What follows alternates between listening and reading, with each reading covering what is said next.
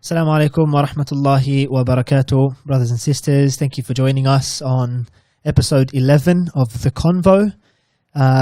We have this podcast on a topic which is very tragic regarding the death of our late brother, Raghe Abdi. And we want to sort of investigate and just have a conversation around some of the important issues that emerge from this very tragic incident. The podcast has been titled Queensland Police Armed and Dangerous, and we'll leave it to your imagination for the next couple of minutes as to what that means as we go to our introduction video.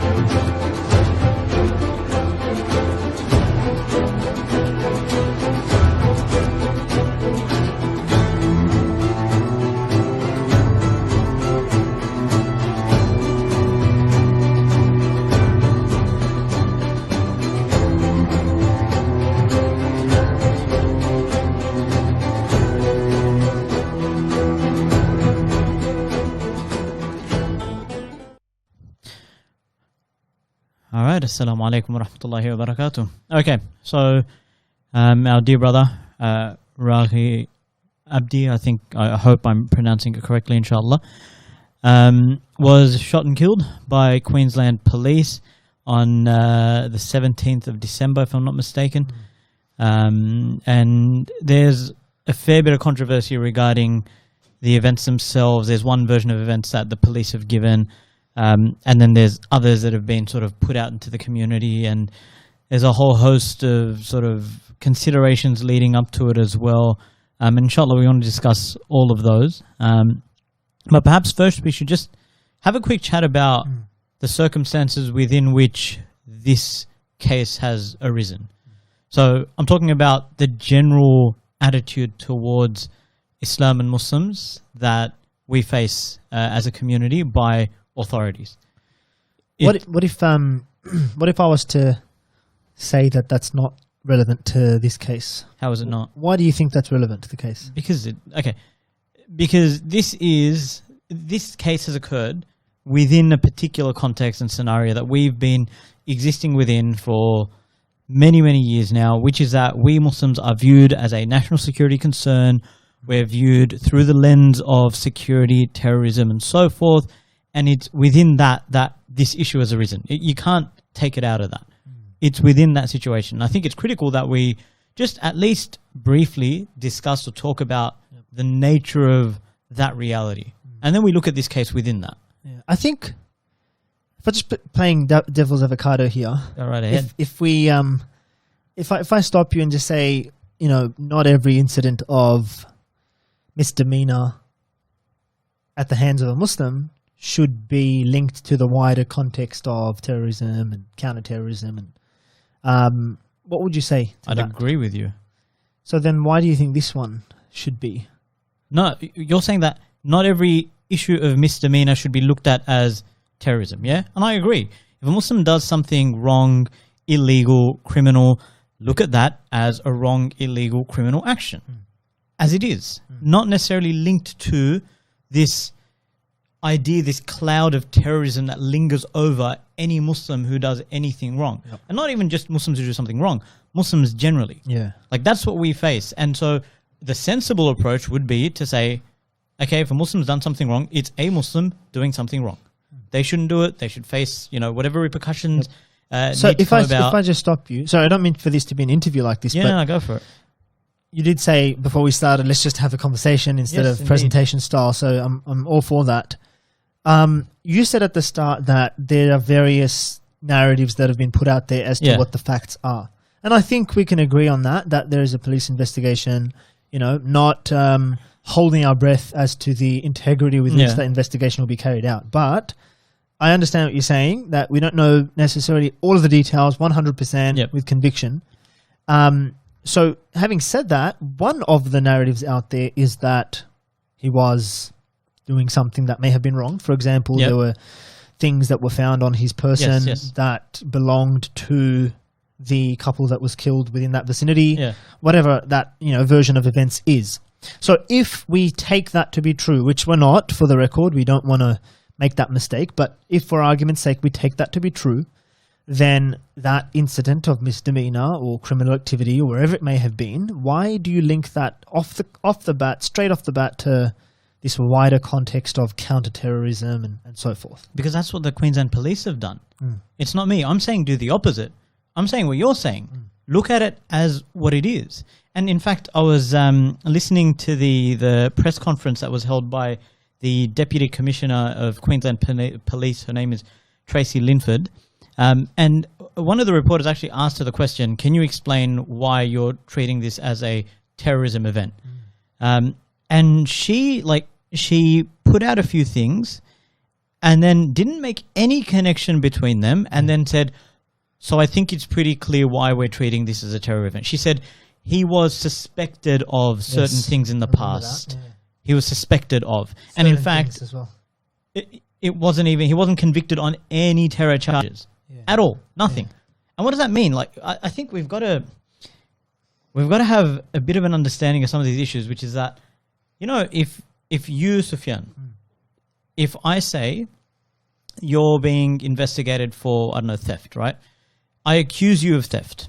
You've been charged with theft, yeah? And then we conduct an investigation and I can't convict you of theft.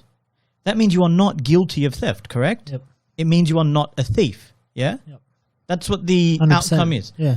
Just because I initially accused you of being a thief, it doesn't mean that you now have to carry that label, because through the process we came to realize you're not guilty of theft. We don't have the evidence for it. Therefore, you are not a thief. Yep. Now, that does not occur with Muslims and terrorism. Because what occurs now is that someone is charged with something or suspected of something. And then afterwards, no conviction, no evidence, it's thrown out the door. They're not able to convict with anything. So if I charge you with terrorism and I can't find evidence of you engaging in that, then you are not a terrorist. You are not someone guilty of terrorism. Yeah, and especially the way, I mean, we'll get to that in a little bit, but the way the media has dealt with it as well. And so, they've come out so cleanly and said that he was a known terrorist. Yeah, exactly. And that's what's so unjust about this. They are calling him a terrorist. Yeah. He was not convicted of anything to do with any terrorism issues. Yeah. So why is he being labeled a terrorist? He was called a known terrorist, a lone wolf terrorist, and a wannabe ISIS terrorist. It's really ridiculous. And there's no charge to that effect yet. There's no conviction, obviously, to that. He wasn't convicted. The investigation started when he was allegedly trying to go to Somalia, and his lawyer says that he was going to visit relatives, and then they tried to investigate him on terror charges. There wasn't enough evidence to get any kind of conviction, so those charges were thrown out. He was charged under the Crimes Act for other minor offences, like not giving his PIN code for his mobile phone. And then on that charge, not on a terrorism charge, on that charge, he was imprisoned for 414 days. He wasn't granted bail. He was remanded in custody before any kind of hearing or anything. And he was held for over a year for not giving his PIN code to police. Not for doing anything related to terrorism, totally separate to that. Yet here we are now, subhanAllah, getting the media reports of this brother who was shot and killed. Allahu Alam what the exact circumstances are, and perhaps we can talk about the different narratives and whatnot. But it's just ridiculous that I think in this episode I wanted to look at how some of the institutions have dealt with it, but I want to focus, as our flyer said, on the police. Yep. But the way some of the other institutions, the courts, how they handle these sorts of things, how politicians handle it, how the media handles it. We don't need to talk too much about the media. I think it's obvious the double standards in the media. Yeah. But I think one really interesting comparison was this case, and it is what it is. And in fact, the facts of it still unclear. Yeah. But it seems from what we've seen, and there's a Justice for Raghe Abdi page that talks about how, and the footage seems to support this as well, that the only weapon involved in that scene was the one held by the officer. So he's unarmed. Not even a knife. Well, yeah, that's what the allegations are. It's in dispute whether that is the case. But, assuming that that's not the case. Apparently, I read that he was only holding a water bottle. Yeah. So apparently, he was holding a water bottle to make we'll do it later on. Yeah. So, of that I mean, there's narratives out there and the truth is yet to be determined. But if that's the case, and there's a possibility it is, he was still, despite that, referred to as a matter that is being investigated by the Counterterrorism Task Force. Outrageous. And then I wanted to compare it to this other case where a man forced himself onto a police officer, took his gun from him and fired 2 shots, and the media referred to him as a tradie. Like, yes, it focused on the event that took place, but in terms of the label that's thrown on him, he was tragically a male person who was a tradie, and that's how they referred to him in that news piece. That was 9 News. And obviously the comparison with what happened on the Logan motorway is that it's all about terrorism, lone wolf terrorist, ISIS terrorist, wannabe ISIS terrorist, investigated by the task force, the counterterrorism task force, and so forth. So I think with the media, I mean, it's not really worth having much of a discussion over. We know it's pretty clear. We can not necessarily. I mean, Muslims are fairly clear on. I mean, I don't know. My personal opinion is that Muslims are pretty clear on the double standards in the media. Yeah, true. But they have some sort of unfounded. What's the word? They have this sort of presumption of innocence of the police. Oh yeah, 100%. Some sort of presumption of innocence of the courts. of some politicians. That it's all as impartial. Well. It's all fair. It's all just. It's all legit. And that whatever he's done wrong, he's copying the consequences of what he's done, and that sort of a narrative. It's sad, but there has been some commentary to that effect, and I think, I'm not charging anyone in particular, but it was sad to see some of the press releases within the community. In fact, we didn't see enough press releases in the community, but the ones that we did see, I was disheartened by a particular press release which said, "We call for calm." That was the gist of that press release. This organization calls for calm. It's like, we're a very violent community, and we can, we're known to sort of respond to this in violent ways, which apparently not even true, right? It's so ridiculous. You just play into that narrative even more. It's like, and just come out and say, just presumption that we're violent. It's just crazy. And the thing is, we have at this stage every right as a community to be angry and upset at the fact that a young Muslim brother has been shot and killed. Yeah. We have every right to have an emotive response to that. And we can have that. And that doesn't mean that it's violent or it's dangerous. But of course we should show some concern. Yep. Why should we be calm about someone who's been killed? We should be up in arms about it, obviously in a responsible manner. But why is it that we have to say that being upset about something doesn't mean that we're going to be violent about it? It's just ridiculous that we've been pushed into that corner. Yeah.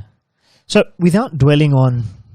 Again, I said I don't want to dwell on it. I want to talk about the police. But without dwelling on it, I think for me that sort of duplicity, that two-faced sort of aspect of it, it starts in Parliament for me, where when it comes to the passage of bills and so forth. And I can't help but, hark back to John Howard when immediately sort of post 9/11 climate, he managed to, because Labour and Liberal... don't tend to agree on, they can find the most trivial thing to disagree over. Yeah. It's always fun to watch. Prune juice production or something, right? And, taxing that or something.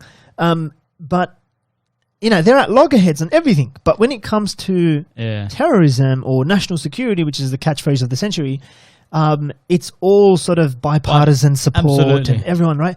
And as a result of that, John Howard is able to come in within a few days and pass bills, like sweeping bills, right, in that post 9/11 climate. And it's been the same ever since. There were a host of bills that were passed, I think 2012 or 2013, for counterterrorism. It was the same thing. Everyone was shocked about, what happened to the process by which a bill becomes an act, consultation, and upper and house and lower house, and first reading and second reading and third reading, and Governor General has to give his assent, and there's a whole process to it. It's like, nah, forget that. Let's just do it. Oh, but in the interest of national security. So I think that for me is like where that duplicity sort of starts. But then, and you know, we've had some foray into this world, you know, by sort of reading a little bit about some of this stuff. But the way judgments work as well in the courts, it gives this facade of neutrality. Yeah. But I'm telling you, some of the quotes that you see in the judgments of particular judges when it comes to terrorism cases,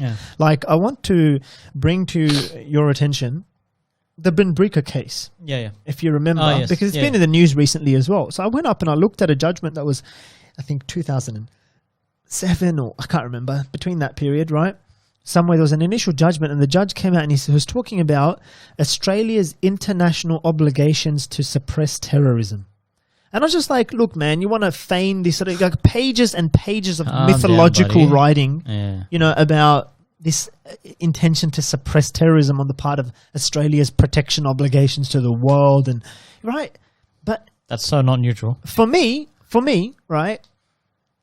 Seeing what we see of politicians, the way they rush bills and they sort of feign this, you know, concern over national security, the courts will come and talk about, like, they'll just wholeheartedly adopt the politician's narrative around terrorism. Yep, completely. Right? Whereas you're supposed to be neutral and on the basis of evidence and judicious, you know, thought processes and so forth. Some legal organizations around that time did come out and say, look, this is actually outrageous. They did. And civil rights activists and so on. But that pales in comparison to the media that can just push it through and say, look, this is coming through, it's protecting us, it's supporting, 100%. You know, the efforts of our police and our Secret Service and ASIO and so forth. And then obviously you've got News Corp on one side and Fairfax on the other, or whatever they're called now, Nine News Group or whatever, right? They'll create that moral panic that's required. They'll fester that moral panic. You've got the judges to come and make the relevant judgments. You've got the politicians to come and pass the sweeping.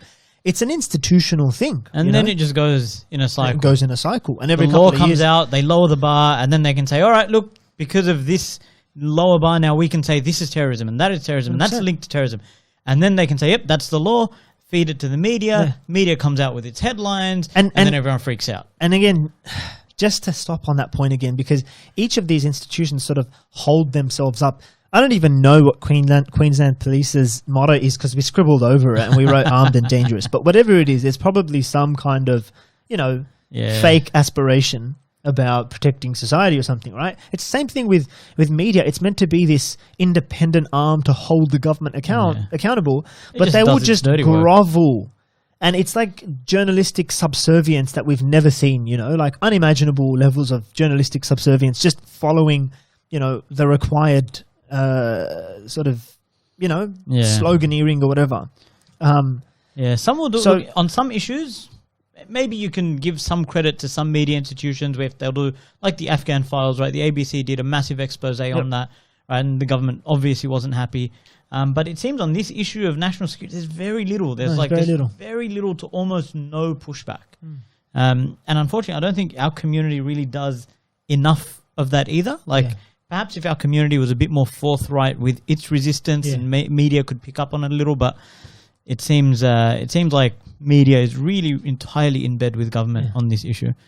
So I think it may seem like we're just sort of, you know, talking about random issues there, but one of the points I wanted to make was that if the institutional, what are we going to call this, oppression, right? The institutional sort of bias and prejudice, racism, whatever you want to call it, right? Against Muslims, against black people, against Muslims is so prevalent, is so intense.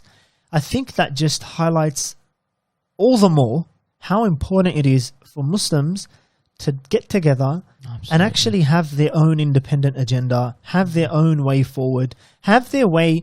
And it's not about, because we're talking about a specific case that happened. I think if we were a strong, politically minded, astute community that thought about its own affairs and thought, okay, we're not gonna be protected by the police or by the courts. We're gonna do something for ourselves. Okay? Then I think when something like this would happen, no one would have to rally each other to say, like, again, I'm not trying to paint myself as some activist, right? But I was messaging people saying, are we going to do something about this or what? Are we going to protest? Are we going to petition? Are we going to make noise? At the very least to indicate that we don't accept that this can for just happen. One of us to be killed in the manner in which he was, and for no noise to be made around it, except a couple of, forgive the language, but piss weak, press releases. Yeah. So I think it's so important to go back and as a community reassess and say, do we have our own agenda as a community of who we are and what we're meant to do, so that when something like this happens... Yeah, it's unfortunate. It's really disheartening. Like, you want to know that your community stands behind you. You want to know that your frustrations, your feelings, your attitudes towards these kinds of issues are supported. Like, you're not someone outside of your community who's feeling something different, but that we feel collectively outraged at injustice. Yeah. But we don't really get that. We don't really get that. And it's really, really saddening. Like, our community, especially because as Muslims, like, our Islam informs who we are and what we do. And, like, the brotherhood that we have is not just coincidental, or it's not just sort of something on the side. It's divine. It's instituted by Allah subhanahu wa ta'ala. Like, that's our bond. Yeah. And someone has killed our brother. And it's like, where's that bond? Like, what's going on? Look, I'm not, I've never issued a press release in my personal capacity, right? But if I was to make an organization overnight and say press release, I would say something, I would start off with something like that. Remind the community of the bond that we have with each other. And that is a bond that has been, to which Allah and His Messenger bear witness. It's sanctified by the Creator of the heavens and the earth. So that's the first thing. It's a matter of our inherent aqeedah of who we are, our identity as Muslims. Is that a Muslim has been shot and dead in very questionable circumstances, within that context of an institutional racism and systemic oppression, that we need to remind each other of that bond that we share. But secondly, as a community, to sort of have that political awareness that something needs to be done. And if I'm just talking about the bare minimum, I'm literally just like off the top of my head, right?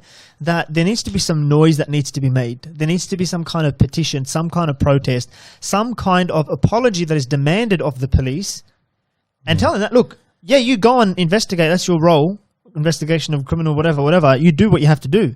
But if the facts come out as we anticipate they might, then demand an apology, a written apology. And again, someone might say, look, none of this is going to bring... unfortunately, the brother back, right? May Allah have mercy. We can't bring him back. But perhaps rattling the police force today will prevent similar sort of heavy-handedness in the future.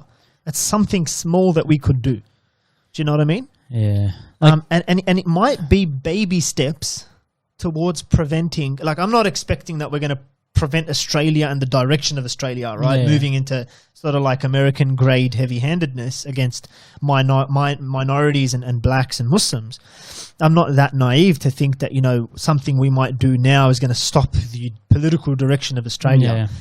But at least there's certain things that could be made more difficult for them. At least do something by virtue of your aqeedah and at least demonstrate that as Muslims, we have our own purpose in this life. It gives our people a sense of purpose to bandy around. Like, unfortunately, even those what you were talking about earlier, the bills, the law, the parliament, all that kind of thing, even the headlines and everything else, it's just like, it's so easy for institutions to do because we're not really pushing back on that.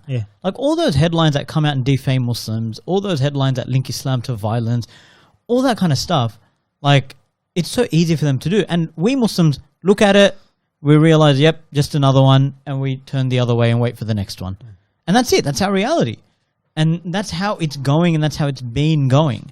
It's the same with law. It's the same with headlines, with media, and it's the same with anti-terror cases themselves, right? Like, there was the quite a few years ago now, I think it was maybe 2014, I'm not too sure, I can't remember the year now, there was Operation Hammerhead, where I think it was Sydney, Melbourne, Queensland. There were coordinated raids on multiple properties of Muslims, where it was the largest, I think it was over 500 anti-terror police investigations and so forth. It was huge, right? It was, perhaps, some of the listeners might remember this as well. It was all over the news, like dawn raids where they came in, swooped in with like their heavily armed, police forces and riot shields and God knows what. And they had media and police choppers up above. Media was given access to record the whole thing, which tells you a lot. Like, why the hell were they there? Anyway, all that happened, and then they came out with like a plastic toy sword and like held it up in this evidence bag, like it's this massive deal, right? And then I think there were some charges, but no convictions, everything overturned. But no one cares about the little footnote on page 24 of whichever paper saying no convictions or charges dropped. What everyone does care about are the 50 plus running coverage news reports going all the time on every news outlet, plus all the headlines in all the papers, plus all the social media about it, plus all the uproar that occurred in society, plus all the fear that comes with that. Yeah. That's what everyone remembers. Yeah. And suddenly, once again, everyone's reminded that Muslims are dangerous. But no one realizes that afterwards, nothing actually came out of that. No charges. No specific charges were laid. Blatantly ridiculous. So, a couple of things that we wanted to just talk out of that case. Yeah, let's return. Was the broader context which we've sort of touched on, the specifics of this case. Do you want to maybe run through some of the specifics? Look, there is the contention, and there is an ongoing investigation. And look, let's be very clear that we don't know the entirety of it yet. Queensland police probably have access to a lot more than we do, but from what we do know, it's dubious. Like there's question marks. Like one of the first reports that came out from the ABC about Brother Abdi's shooting was that it was not a terror-related event. Like the ABC came out and said, not a terror-related event. And then that very quickly changed. And the lawyer of the brother actually said that what Queensland police is doing here is basically just trying to make the person who they killed look as bad as possible. Just to justify it. Just make them look as bad as possible. And then what came, I think it was 9 hours later, there was a discovery of a deceased couple, elderly couple, and it was suggested, and there's suspicion that Brother Abdi may have been involved or guilty of, suspicion at this stage, of being involved in that. But again, we don't know, it's not certain, but they say that they found some items of his at the premises and some items of theirs on his person, something or other. Now, Allahu Alam, whether or not there's a connection, we don't know. But we're not wrong to put massive question marks over it, given the history of this. And not just that, look, let's say, Allahu Alam, if there is a link, right? Huge if. Huge, right? Doesn't in any way justify... Let's just run with that just for a second. Yeah. If there is, why call it a terrorism event? Yeah. Why? Like, if you think of the purpose, quote unquote, of terrorism events, think of any of the very terrible events that have occurred, that have carried that label, then they're done in particular ways. Yeah. They're public, they're large scale, they're trying to be as widespread and as vocal and as outrageous as And they're trying to send a very specific political message. To try and send a political message. Yeah. Now, none of that, again, that's a huge if Brother Abdi was involved. None of that occurred with this couple's, the issue with this couple. None of that. So why call it a terrorism event? Now, according to his father and his lawyer, they said that he suffered a quite severe mental health issue that night and that morning. It could be that if he's connected, that could have been the reasoning. And I just want to say, like, when there's crime or, violent issues involving Anglo people, white people, we get that label of mental health coming out almost instantly. Almost instantly. And for Muslims, even if it's genuinely there, which it appears to be the case according to his father and lawyer, it's not even part of the conversation. And that's part of the injustice, part of the grave injustice. Now, I'm not saying it can't be the other way. Like, if a white person commits a horrific crime, there could very well be genuine mental health issues. Could be the case. But that's the first excuse that's put there. And, with someone else, with Muslims, it's not even in the conversation. Yeah. And it appears as though it could have been a very real consideration in this case. I think there was a conference that was organised a couple of years ago about 5 years ago now, 2015, called the Government Intervention in the Muslim Community. It was held in Sydney. It was held in Melbourne as well. Yep. And I don't know if you've seen, but someone posted a link regarding, it was like an update. There was a brother at that conference who attended it. Yep. Ali Khalif. It was one of the brothers. It was one of those where there was a testimonial session where the mic was passed around. Yep. And he took the mic and he actually spoke for about 6 or 7 minutes. And he spoke in incredible detail about being harassed by the police. Yeah. And this is a really interesting case. He was talking about how they would approach him at university. They would approach him in cafes. They would call him. They would just ask questions to sort of really violate his privacy and to make him feel that they had their eyes on him. And he would sometimes get frustrated. He would sometimes get confused. He would avoid going to places to avoid them. Like incredible harassment, right?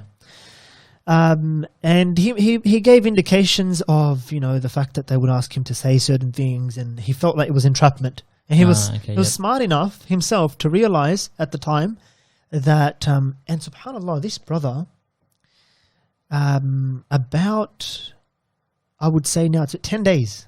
10 days ago, so what ended up happening is about 1 or 2 years after he sat at that conference, he got arrested, and he had a sentence of 12 years slapped onto him.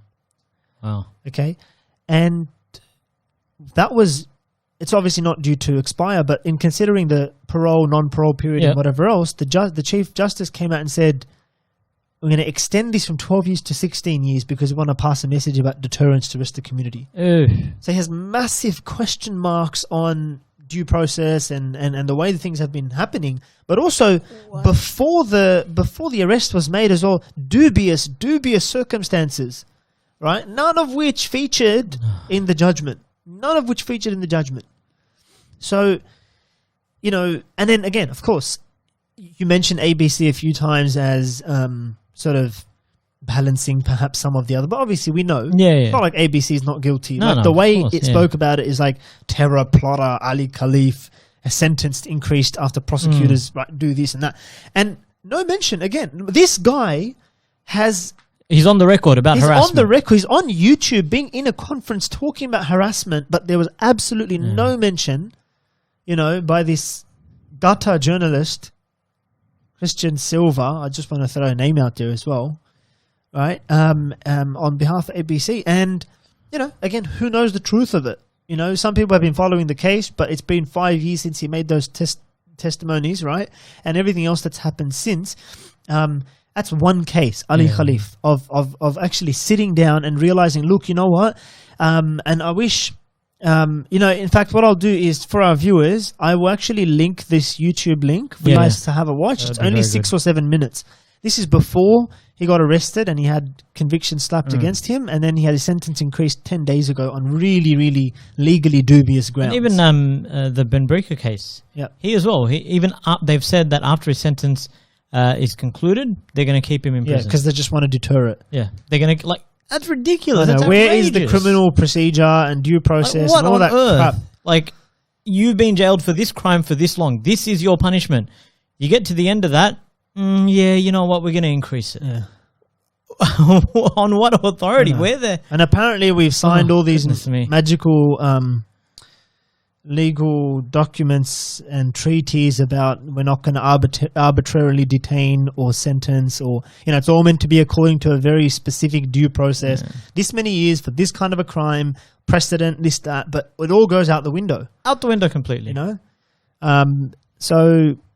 So there's that case of Ali Khalif, and there's other cases as well. There's many other cases. Yeah, many of the reports. If someone was in fact, I think we need to do one of these again, like a conference, you know, where brothers, sisters can come forward and shine light on the kind of harassment that has happened, you know, in the last 5 years as well, because that conference was in 2015. Because much of that, in fact, all of that occurs in the shadows, behind closed doors, very, very secretive, and it is like some of the people who are impacted by this as well, they themselves might not necessarily feel comfortable putting it out publicly because there's a bit of a taboo element there. Like, will my own community now shun me because I'm being accused by these agencies? Yeah. Are people going to disassociate with me? Are people going to think I'm dangerous? And that kind of thing. So sometimes people just might sit back and take it because they don't want to necessarily publicize it. There's the Muhammad Hanif case as well, if you're familiar with that one. The famous one. You know, where his cousin overseas apparently had a SIM card and how... absolute debacle. Absolute nothing. And he wasn't charged with anything in the end, but he was followed around. And now this case features as like a dodgy case in legal studies textbooks because of how bad it was. Yeah, and there was another and case. They followed him around. Yeah. They tapped his phone. They listened into conversations. They approached him in dodgy car parks at night times and had conversations with him, scared him, you know, demonized. They demonized the community, but then they specifically prey on vulnerable people, people who may struggle to defend themselves, people who may be afraid. And there's even been cases where they prey on kids with special needs as well. So it's the whole shenanigan, right? It's like nothing is off limits. It's outrageous. And that's the context within which Raghe Abdi was killed. Yes. And so we should not just have small question marks, but we should be questioning every the whole thing needs to be interrogated. Angle of this. Like even the automatic suspicion, automatic suspicion on everything. Like even the dash cam footage that's shown, and they say it's moments before, minutes before he was actually shot, shows him backing away from police. Yeah. And you can see that very clearly. There's police and he's moving away from them, which goes against the narrative of them saying he lunged at police with a knife. That's if there even was a knife there. But yeah, apparently police have said they may release the dash cam footage to friends or something, or Allahu Alam, right? We don't know exactly how that is. But yeah, it's that whole context. It's the whole context of it. And now, subhanAllah, some brothers will end up imprisoned. Some brothers might just be harassed for a while and then it'll stop. Sorry, I just wanted to get the questions because I think there were some questions on our... Yeah. Sorry, you were saying? It's just that some brothers might just be harassed. Some will end up in prison. Some will end up in prison and then end up there longer because they want to increase the sentence for no good reason. Yeah. Some, unfortunately, like Brother Abdi, will be killed. Yeah. And he's one. Inshallah, there aren't more. We hope there's no more. It shouldn't take, I think, you know what? And sorry, we forgot to mention something really, really important in all of this, which was, you know, the commentary of the father. There was some insights that we got into. I just want to try and pull those up. But there were some insights we got into some of the thoughts that the father wanted to share. He said clearly that he felt like it was a mental health concern. He was concerned for his son from that respect.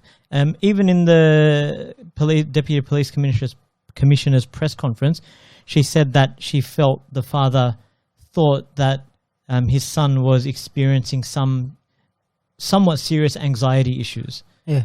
But again, that doesn't unfortunately form part of the narrative. Yeah. Not just that, but he was saying, number one, he was, as you mentioned, there was a mental health concern that his own father is saying he had,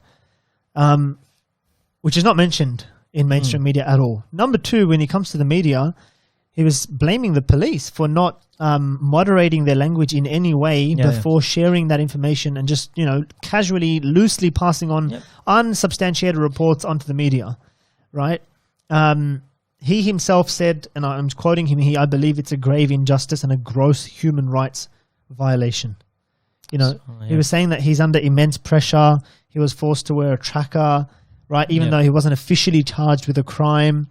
Yeah, like, he couldn't work. Straight harassment. They closed his bank accounts, that he felt stigmatized. He always had authorities following him, you know, that he was traumatized by their surveillance, the kind of things that, the kind of harassment, surveillance and entrapment that we've been talking about, intimidation tactics that are used by the authorities, that I really think as a community we need to be shedding a lot more light on and really having a conversation around. Definitely, definitely. Yeah, we'll leave it there, inshallah. Yeah, we'll leave it there. We'll wrap up. But may Allah subhanahu wa ta'ala have mercy upon our dear brother, and may Allah subhanahu wa ta'ala give patience and strength to his family. May Allah subhanahu wa ta'ala bring justice to those who are guilty of his death. May Allah subhanahu wa ta'ala ease the suffering of those he's left behind and grant him.